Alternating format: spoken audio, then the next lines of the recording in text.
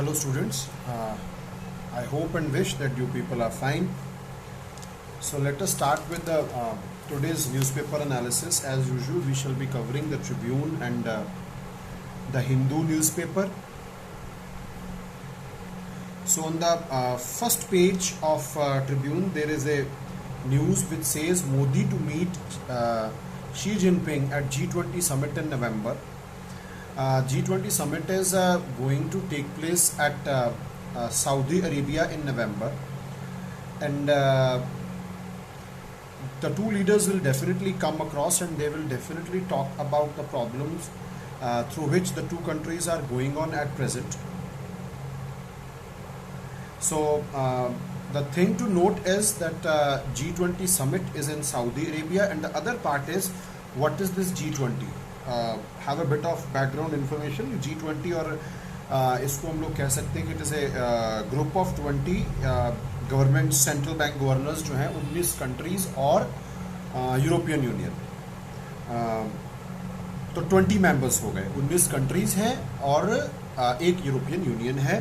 19 countries European union 20 members का group है। 1999 में ये ग्रुप जो है वो बना था और इनका जो मेन काम है वो है इंटरनेशनल लेवल पर फाइनेंशियल स्टेबिलिटी को डिस्कस करना, और इसमें फाइनेंस मिनिस्टर्स के साथ साथ foreign ministers, heads of states जो हैं वो मिलते रहते हैं। और ज़्यादातर जो इंडस्ट्रियलाइज्ड और डेवलपिंग इकोनॉमीज़ हैं उनके जो मेजर इश्यूज़ हैं ग्लोबल इकोनॉमी को लेकर, उसके लिए ये मीटिंग जो है वो होती है। और it's a very important grouping as far as global economics is concerned, because some of the biggest and developing economies are part of this group. You can say that approximately अगर हम 80% of world trade हम देखें तो वो इस grouping के साथ जुड़ा हुआ है। तो it's an important grouping G20। Then page number 1 के ऊपर ही China India agree to disengage in Ladakh will work out modalities. So it's a good news that two countries are ready to disengage. So let us see what happens and how the modalities will be decided. India has firmly stood by its stand that we want status quo as it was before this problem started. So move to squeeze Chinese imports on the first page. There is a platform in India which is called as Government E-Marketplace, GEM. यहाँ पर लिखा होगा GEM, GEM, Government E-Marketplace. Government E-Marketplace जो है it was founded in 2016. आप ये कह लीजिए कि ये एक ऑनलाइन पब्लिक प्रोक्योरमेंट का पोर्टल है, जहाँ पर हमारी जो गवर्नमेंट एजेंसीज़ हैं अगर वो कुछ प्रोक्योर करना चाहती हैं, अगर वो कुछ खरीदना चाहती हैं, तो इसको हम पब्लिक प्रोक्योरमेंट कहते हैं। उसके लिए ये एक प्लेटफॉर्म बनाया गया था, ई प्लेटफॉर्म है, जिसके ऊपर हम ज़्यादा ट्रांसपेरेंसी, एफिशिएंसी और speed in public procurement ensure कर सकते हैं। क्योंकि हमारे यहाँ पर जब पब्लिक प्रोक्योरमेंट की बारी आती है तो ये 3 मुद्दे हमेशा खड़े रहते थे। तो अब जेम के ऊपर अगर कोई सेलर या मैन्युफैक्चरर अपना प्रोडक्ट एनलिस्ट करना चाहता है, उसके ऊपर एक मेक इन इंडिया वाला सेक्शन जो है वो डिस्प्ले होगा और उसके अंदर ये बताया जाएगा कि कंट्री ऑफ ओरिजिन क्या है आपके प्रोडक्ट और उसके पार्ट्स की, और साथ में the GeM portal has got a make in India filter to enable buyers choose products that meet the minimum 50% of the local content criterion. तो जिस तरह से आत्मनिर्भर भारत के थ्रू हम अपनी कंट्री की प्रोडक्शन बेस को ज़्यादा इंडियनाइज्ड करना चाहते हैं, तो उसके व्यू पॉइंट से इट्स ए गुड डेवलपमेंट। उसके बाद death rate among lowest globally, it's a good news. WHO की एक 22 जून को रिपोर्ट आई थी जिसमें ये कहा गया था कि इंडिया में 1 डेथ पर लाख पॉपुलेशन है, और अगर ग्लोबल हम कंपेयर करें तो इट इज 6.04 डेथ्स पर लाख पीपल, जबकि यूके में it was 63.13, Spain, Italy, USA में भी it was 60.60, 57.19 and 36.30 respectively. So overall India has performed pretty well as far as treatment of the people is concerned, recovery rates are concerned, and management of the disease is concerned. So then Trump puts H1B visas on hold. H1B visas जो है, it's a type of visa which is given to white collar professionals. The highly skilled people can go to America to serve on specialty jobs. और बहुत सारे लोग यहाँ से जो बहुत बड़ी कंपनीज हैं, गूगल है, माइक्रोसॉफ्ट है, वो उनको हायर करती हैं और ये लोग इस H1B कैटेगरी के ऊपर जाते हैं. अब मिस्टर डोनाल्ड ट्रंप ने कहा है कि ईयर 2020 के एंड तक इसको होल्ड पर रखा जाएगा. इसमें कुछ और वीज़ाज भी हैं, H2B, H4, JL, etc. types of visas. They will be discussed in a separate video which will be online by 10 o'clock today. So I'll be briefly explaining what these visas are. So there are approximately 13 lakh visa workers in USA. Over 8 lakh direct beneficiaries are estimated to be Indian. So it is a loss for the Indian job market, because America first is the policy. They want that in post COVID-19 scenario, they want to ensure more jobs for their own people. So this is the thought behind this entire process. Then page number 2 के ऊपर Tribune में no move to sell Bathinda thermal plant land. Bathinda में जो है एक Shri Guru Nanak Dev thermal power plant Bathinda में, जिसको 2017 में बंद कर दिया गया था एनवायरमेंटल, इकोनॉमिक और एडमिनिस्ट्रेटिव इश्यूज के कारण. तो उसकी लैंड को सेल करने का एक इशू उठा, जिसमें हमारे finance minister mister Manpreet Singh Badal ने कहा है कि ऐसा कोई भी अभी प्लान नहीं है. देन पेज नंबर 2 के ऊपर no help from center in war against COVID and revenue shortfall of nearly 25,000 crores this year. तो इस तरह का छोटा मोटा इन्फॉर्मेशन आपके पास डेफिनेटली होना चाहिए, because we live in Punjab. So whenever you are writing about Punjab in especially in mains, तो यू मस्ट नो कि COVID-19 का किस तरह से प्रभाव आया. यू कैन डायरेक्टली कोट कि this is what I have red.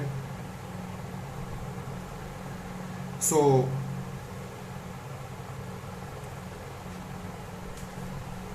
then on the same page, to cut subsidy bill, government plans solar project for farm sector. हमारे यहाँ पर फार्म सेक्टर में बहुत सारी सब्सिडाइज इलेक्ट्रिसिटी दी जाती है, और ये जो सब्सिडी बिल है ये अप्रॉक्सीमेटली 16,400 करोड़ रुपए का है. Because we are going through a COVID-19 phase, revenue shortfall is definitely going to be there. इस सब्सिडी को मैनेज करना is going to a big problem, लेकिन इसको कुछ ना कुछ ऑल्टरनेटिव अरेंजमेंट करना पड़ेगा. On agenda is doing away with the power subsidy for farmers having over 10 acres of agriculture land. Underline कर सकते हैं, ये एक नई पॉलिसी जो पंजाब में डेवलप होकर नजर आ रही है. और हमारे पंजाब का जो पंजाब स्टेट फार्मर कमीशन है, उन्होंने कहा है the government to restrict free power supply to non income tax paying farmers, कि सिर्फ इन्हीं को दिया जाए in its Punjab state farmers policy. इसके ऊपर अभी डिस्कशंस होने वाली हैं. पावर सब्सिडी बिल जो है, the power subsidy bill which include subsidy to farmers, industry and socially disadvantage sections is 10,600 crore for the year 2021, जबकि जो 5,759 करोड़ है it is pending for the previous year. तो वो चाहते हैं कि हम लोग सोलर पावर की तरफ शिफ्ट हो जाएं. और यहाँ पर कहा गया है कि पंजाब के अंदर 14 लाख ट्यूबवेल्स हैं, अगेन ए गुड डेटा. और अगर इसको हमने कनेक्ट करना है सोलर पावर के साथ, तो हमें 80,000 करोड़ रुपीस की ज़रूरत पड़ेगी, which is very tough for a state like Punjab to manage, and that too after going through this particular phase.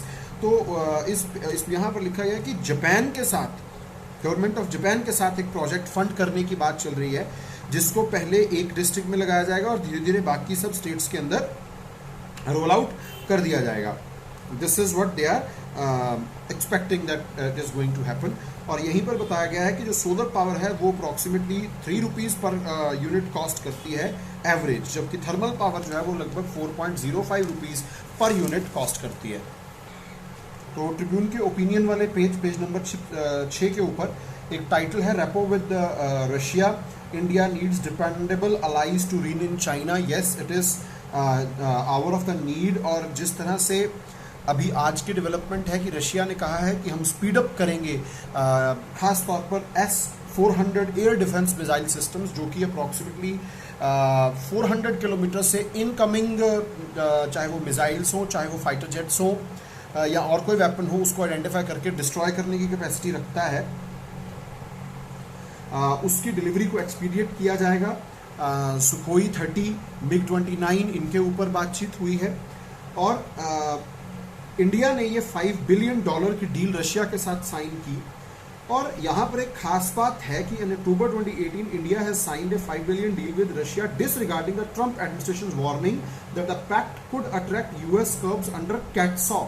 Now what is this CAATSA? Countering America's adversaries through sanctions act. ये एक ऐसा act है जिसके through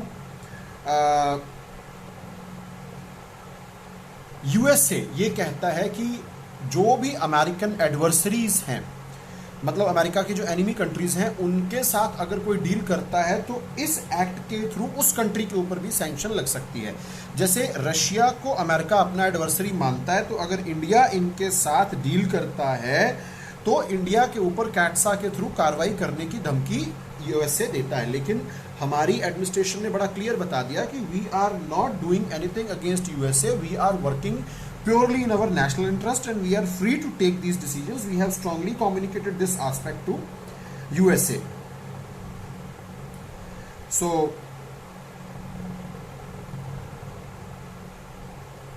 CAATSA act जो है ये 2017 में जो है वो थ्रू हुआ था अमेरिका में, और इसका जो मेन एम था वो रशिया, ईरान और नॉर्थ कोरिया की जो एग्रेशन है उसको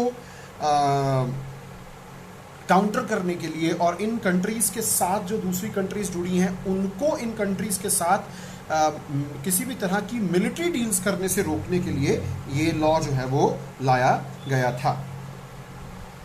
और इस कैटसा के तहत जो भी सैंक्शनड पर्सन्स या ऑर्गेनाइजेशंस हैं उनको लोन्स भी प्रोहिबिट किए जा सकते हैं।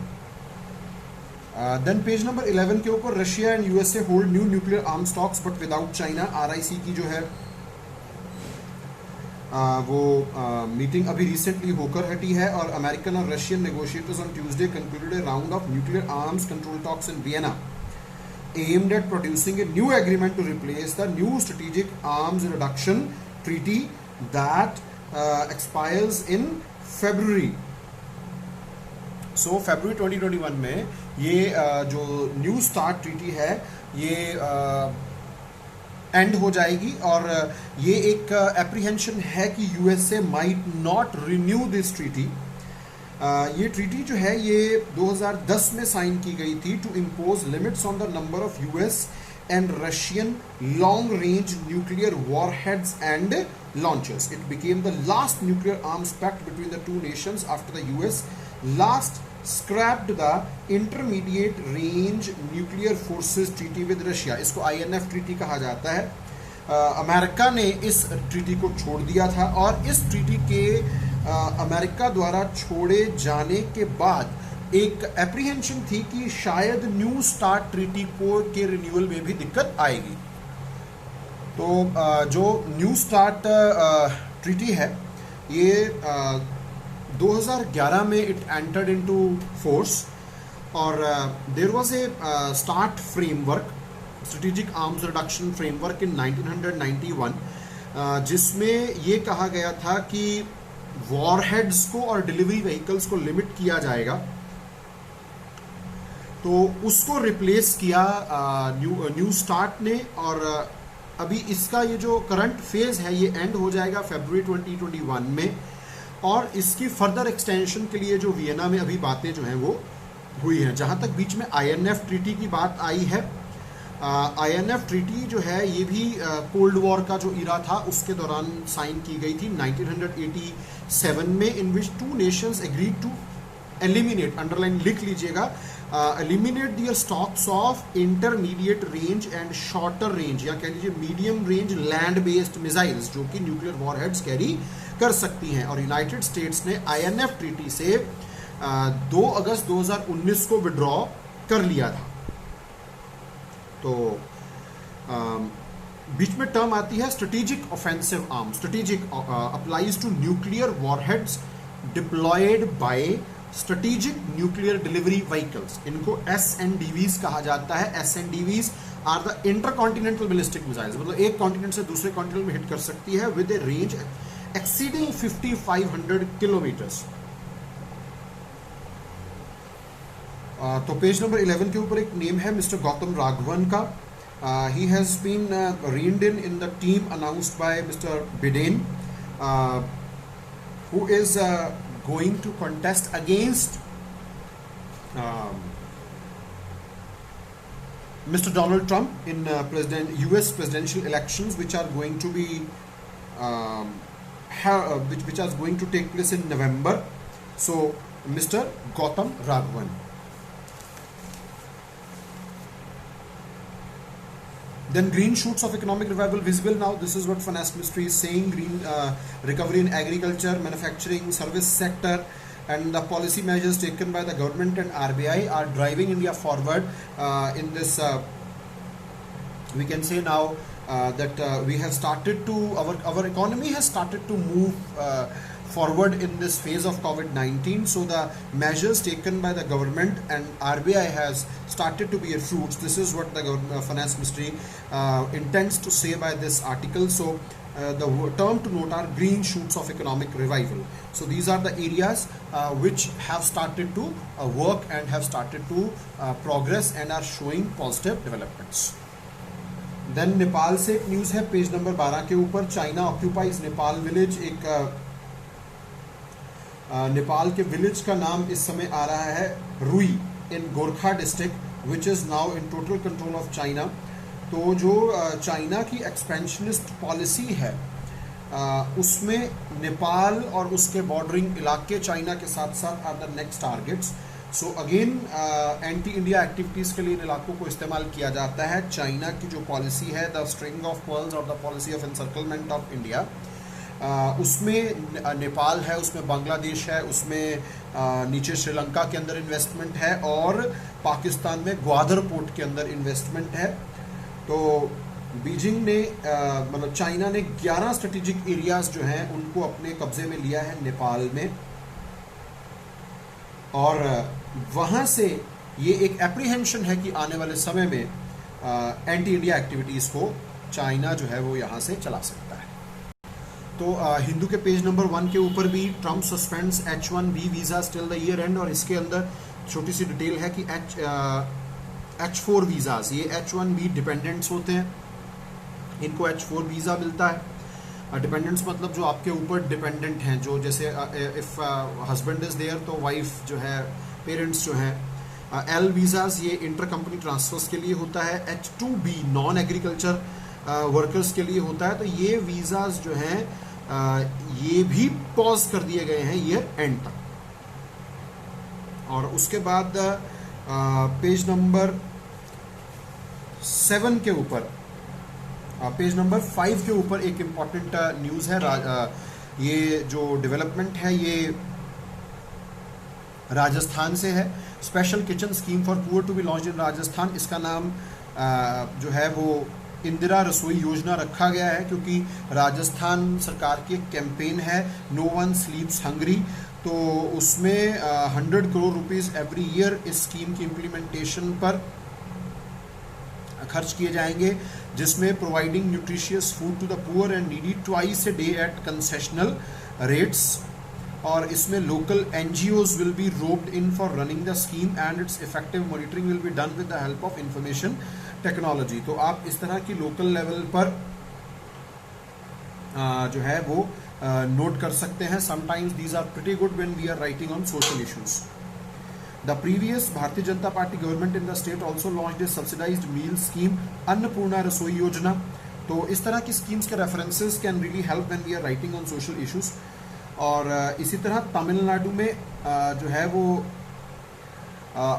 अम्मा उनावगाम मदर्स कैंटीन करके नाम से एक स्कीम जो है वो चलती है।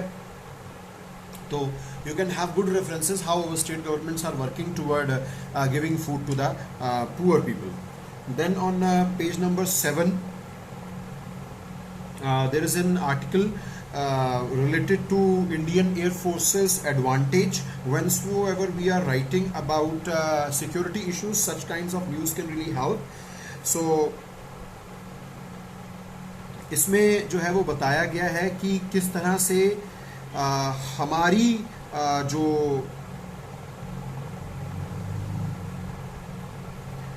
एयरफोर्स है, यहाँ लिखा गया है, but by all recent operational assessments including one by the Harvard Kennedy School, the IAF currently enjoys both a qualitative and quantitative advantage over the People's Liberation Armies. Air Force across the LAC, its fighter fleet of 4th generation aircraft जिसमें Sukhoi 30 MKI, Mirage 2000s and MiG-29s are superior in almost every respect to the Chinese Air Force's J-10, J-11s, Su-30 MKKs. The IAF has more operational bases than PLAF. PLAF means People's Liberation Army Air Force, close to LAC. So जैसे दौलत बेग ओल्डी, ये दुनिया का highest आप कह सकते हैं कि एक एयरफोर्स द्वारा ऑपरेटेड एयरफोर्स स्टेशन है.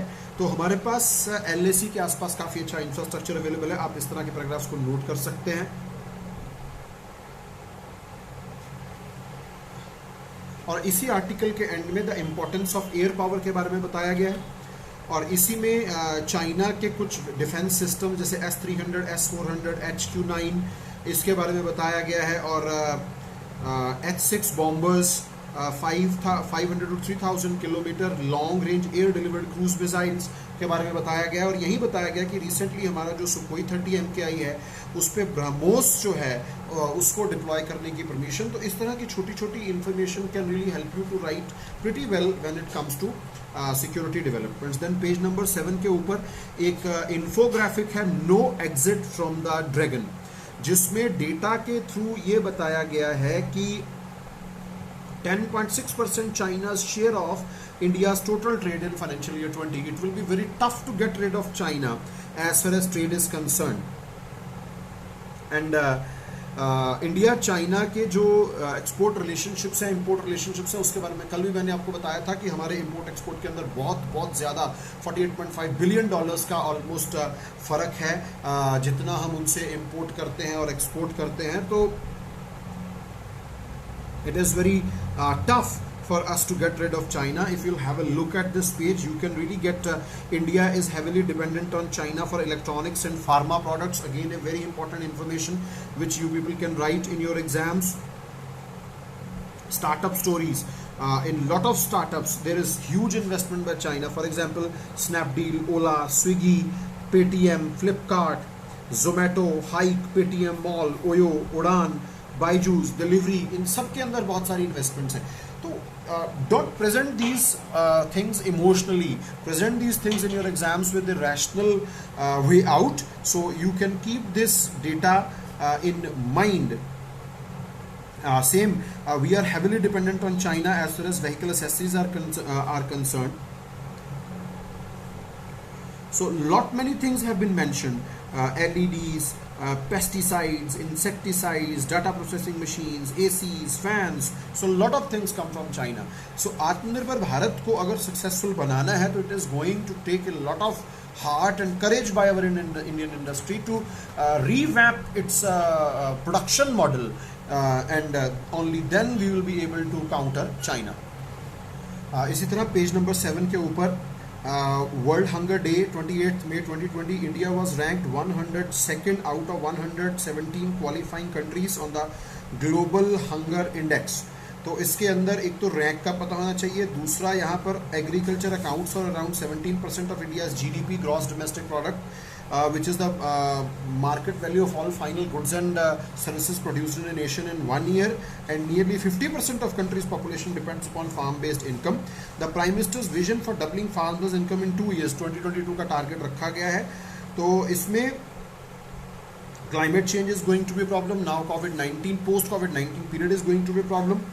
तो जहाँ तक ग्लोबल हंगर इंडेक्स की बात है, ये 2006 में बनाया गया था और इसमें US based international food policy research institute note कर सकते हैं। International food policy research institute US based संस्था है, और एक जर्मनी की वॉल्टनग्रीफ नाम की एक संस्था है, और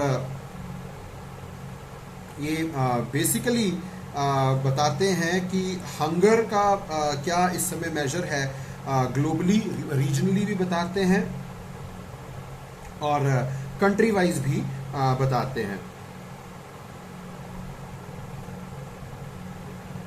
तो इसमें 4 कंपोनेंट्स होते हैं, आप नोट डाउन कर सकते हैं।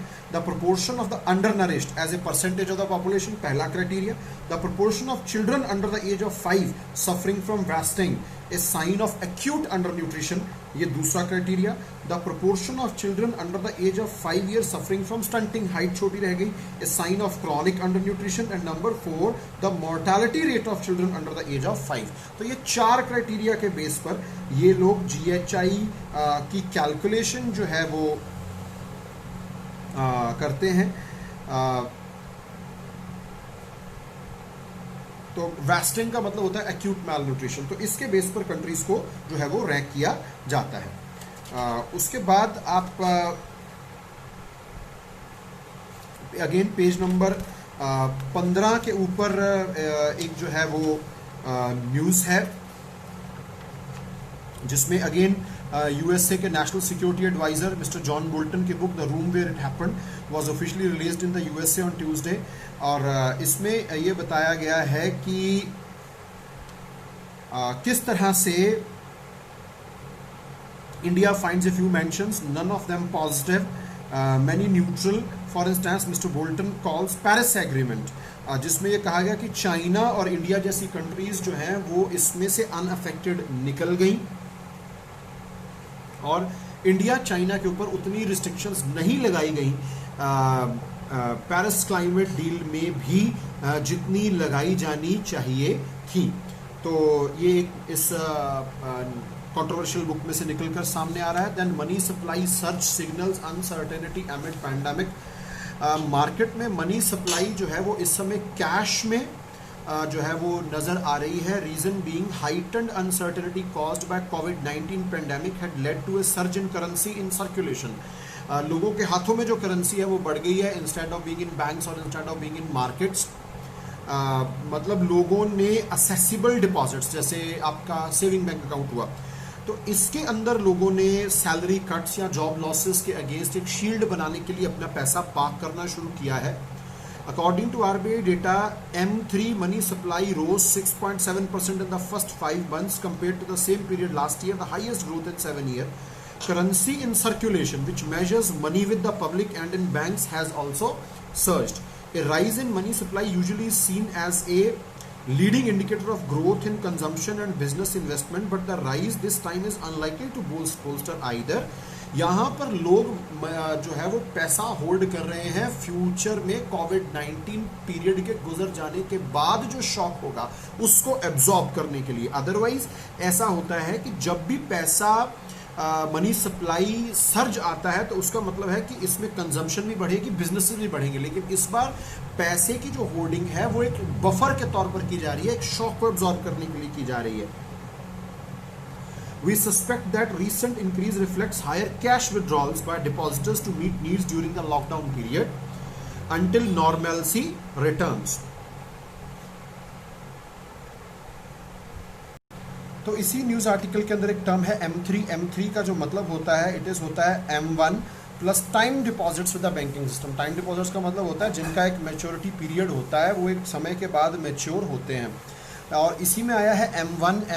These are the you can say these are the measures of money supply, M1, M2, M3, M4, तो these are called as the measures of money supply. How money supply is measured, and it has got different types of forms. As per RBI, M3 is equal to M1 plus time deposits with the banking system. Time deposit का मतलब मैंने आपको बता दिया, और M1 is the demand deposit with banking system. Demand deposit का मतलब होता है कि जब आप जाएं मांगे तो बैंक को आपको देना पड़ेगा, plus other deposits with RBI. तो that is how this money is calculated. तो इसके अंदर M3 money supply rose 6.7% in the first 5 months compared with the same period last year, the highest growth in 7 years. तो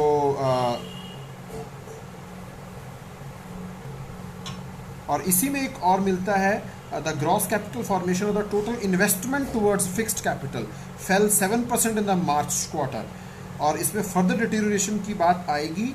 Lenders too are unwilling to take risks as slowing discretionary spending shows demand for manufactured and industrial goods. तो manufactured industrial goods में भी जो है वो decrease आने के chances नज़र आ रहे हैं, और ग्रॉस कैपिटल फॉर्मेशन या total investment towards fixed capital, इसके अंदर भी डिक्रीज आने के चांस. जहाँ तक इसमें टर्म है फिक्स्ड कैपिटल या फिक्स्ड एसेट्स, जैसे कंस्ट्रक्शन, मशीनरी, इक्विपमेंट, तो इसमें भी जो है वो फेल 7%. तो ये बातें जो है वो इसमें से आपको जो है वो नज़र आ रही है.